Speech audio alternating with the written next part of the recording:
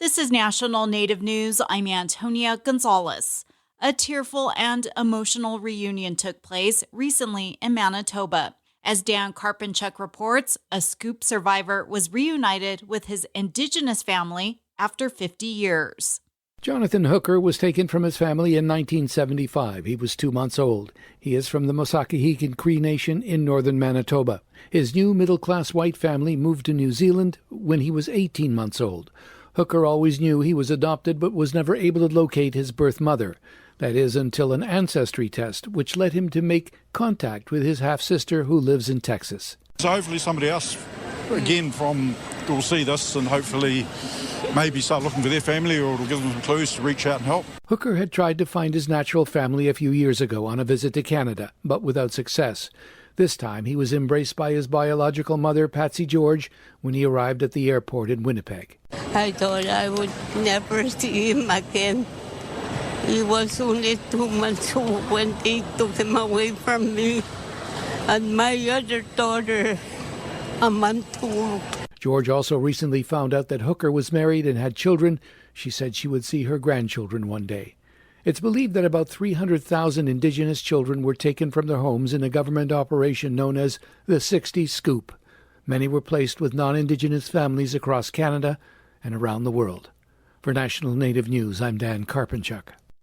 A haunting crime story and an Alaska Native legend are at the center of a new documentary that will premiere on the streaming platform Hulu next month. Ayolna Naiden with the Alaska Desk has more on the film, which is called Blood and Myth.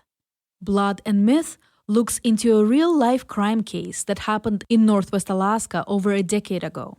James Domick Jr. is the executive producer of the new documentary. It's just an incredible story of survival and legends and violence and culture. Domick worked at KNBA for 3 years, starting in 2016.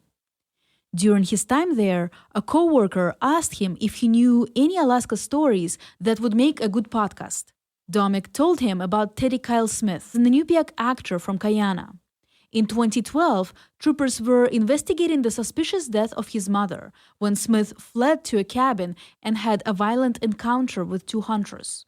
He was later convicted of attempted murder. Smith said that Inukkons, or little people, guided his actions.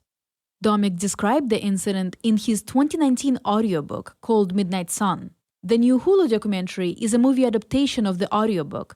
Domick grew up in Kotzebue hearing about the little people, creatures that exist in various legends from Inuit groups across the globe. If all of us had the same story and we're all so spread out, it might have air of truth to it. In the film, Domick says he also wanted to highlight the issue of justice in rural Alaska, where the state struggles to provide a consistent law enforcement presence.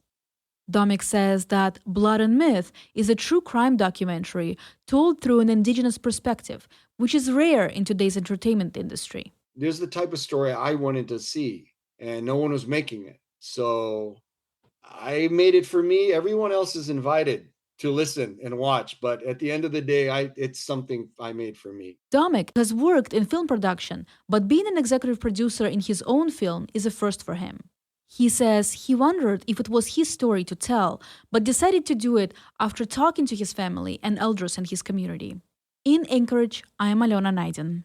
And I'm Antonia Gonzalez.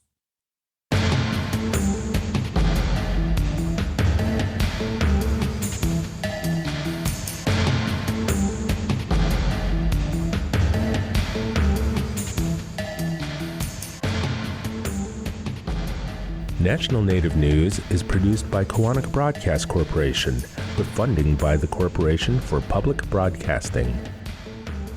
Support by Drummond Woodsum, a full-service law firm whose nationally recognized tribal nations practice provides services to tribal nations and their enterprises, and to companies that do business with tribes across the country. More at dwmlaw.com. Minutes from downtown Anchorage, the Alaska Native Heritage Center is more than a museum. It's where Alaska Native traditions, languages, and arts come alive. There's always something new at the Alaska Native Heritage Center who support this show. More at alaskanative.net.